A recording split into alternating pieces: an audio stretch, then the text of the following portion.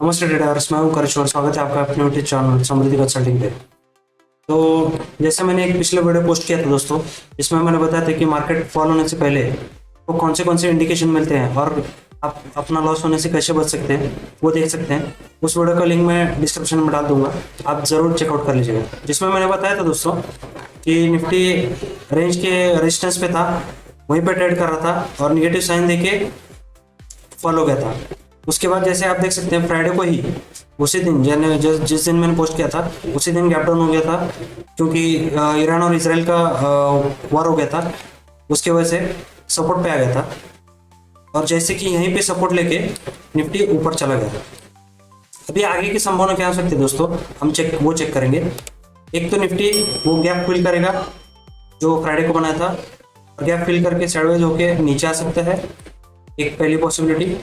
या फिर gap fill करके ऊपर भी जा सकता है साइडवेज होके, रेस्ट कंसिडर जा सकता है।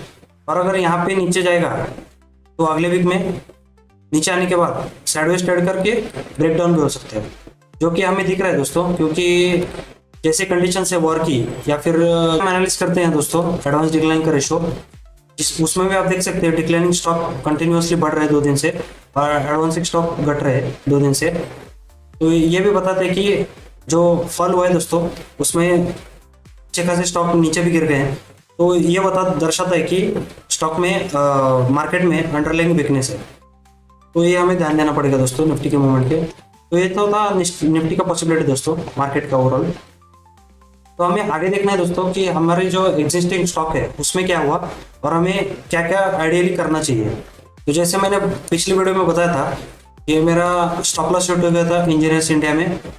अगर ये स्टॉप लॉस ना अगर मैं बुक नहीं करता स्टॉक, तो और भी नीचे चला जाता था और मेरा कैपिटल इरोड हो जाता था। और अगला स्टॉक था जैगल, ये इधर भी देख सकते हैं आप, स्टॉप लॉस हिट हो गया मेरा, अब स्टॉक और भी नीचे आ गया था। और हर एक के पास प्रॉफिटेबल ट्रेड्स भी रहते हैं दोस्तों। जैसे मेरे पास आरती फार्मा था, मैंने 910 के आसपास कुछ तो इसका प्रॉफिट बुक कर लिया, क्योंकि मुझे दिख रहा था कि कंडीशन मार्केट में अच्छा नहीं है। और जैसे आप देख सकते हैं वहीं से नीचे भी आ गया था, तो बाइंग प्राइस के नज़दीक ही आ रहा था मेरे। तो जो मैंने प्रॉफिट कमाया था मार्केट अप मूव में, वो भी चला जाता। और जो मेरे रिसेंट ट्रेड है उसकी वजह से मुझे लॉसेस भी हो जाते हैं। तो इसी वजह से दोस्तों अपने रिसेंट में ट्रेड्स में अगर दिख रहा है कि मार्केट में फॉल होने के चांसेस है, तो आपको रिसेंट ट्रेड्स बुक कर लेना चाहिए। और जो प्रॉफिटेबल ट्रेड्स है उसमें एटलीस्ट पार्ट प्रॉफिट या फिर टोटल प्रॉफिट बुक तो कर लेना चाहिए। इसकी वजह से आपका कैपिटल प्रोटेक्ट रहे। तो आगे हम देखेंगे दोस्तों कि इंडेक्सेस जो है, सेक्टरल इंडेक्स है, इनमें कैसे मूवमेंट हुआ। जैसे आप देख सकते हैं यहाँ पे 4 इंडेक्स है, मीडिया, रियल्टी, हेल्थ केयर और आईटी। तो इन 4 इंडेक्स में पॉजिटिव मोमेंटम हुआ दोस्तों। तो इसमें से हेल्थ केयर के रिलेटेड मैंने 2 स्टॉक आइडेंटिफाई किए दोस्तों जो सेक्टर स्ट्रांग है। उसमें से पहला है बायोकॉन। जैसे आप देख सकते हैं बायोकॉन ओवरऑल डाउन ट्रेंड में था, कोशिश किया करेक्शन का, ऊपर जाने का पुल बैक किया, लेकिन रेंज बाउंड ही था।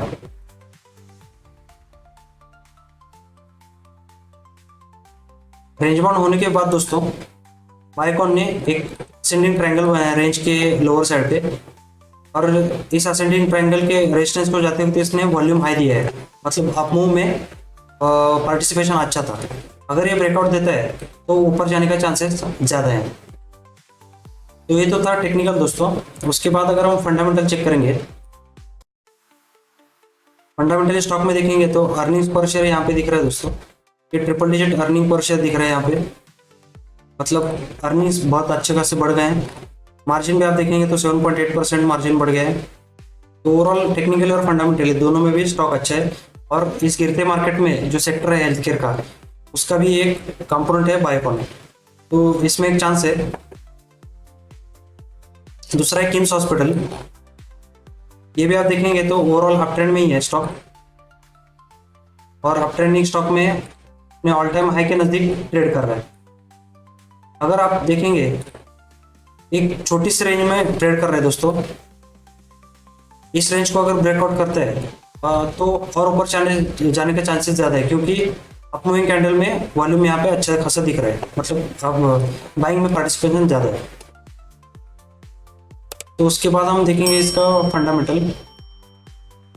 इसका फंडामेंटल हम अगर देखेंगे तो डबल डिजिट मार्जिन ग्रोथ है और डबल डिजिट अर्निंग्स पर शेयर भी ग्रोथ है इसका, नेट इनकम और ईपीएस दोनों में भी ग्रोथ दिख रहा है।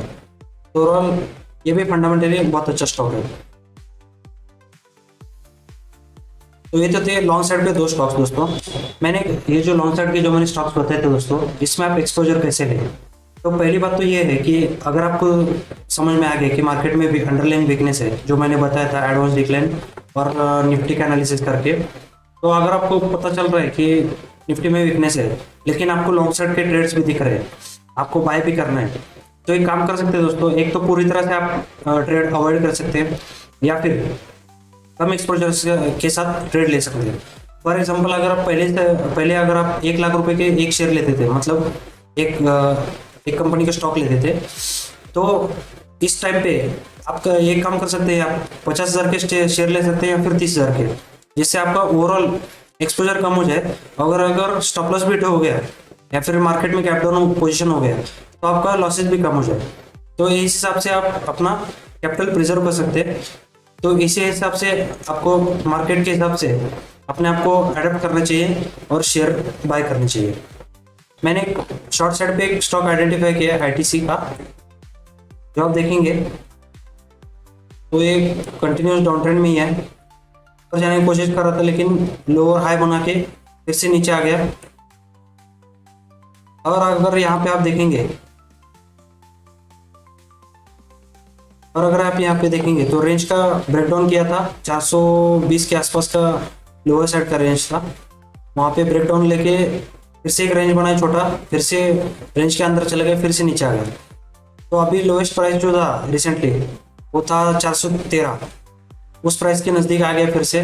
और अगर आप देखेंगे फॉल तो इसमें भी निफ्टी में ओवरऑल रिकवरी हो गया जैसे आप देख सकते हैं यहाँ पे, लेकिन आईटीसी में रिकवरी नहीं हो पाया, मतलब स्टॉक में अंडरलाइन वीकनेस है, जैसे आप देख सकते हैं यहाँ पे ओपन के बाद फिर से नीचे चला गया।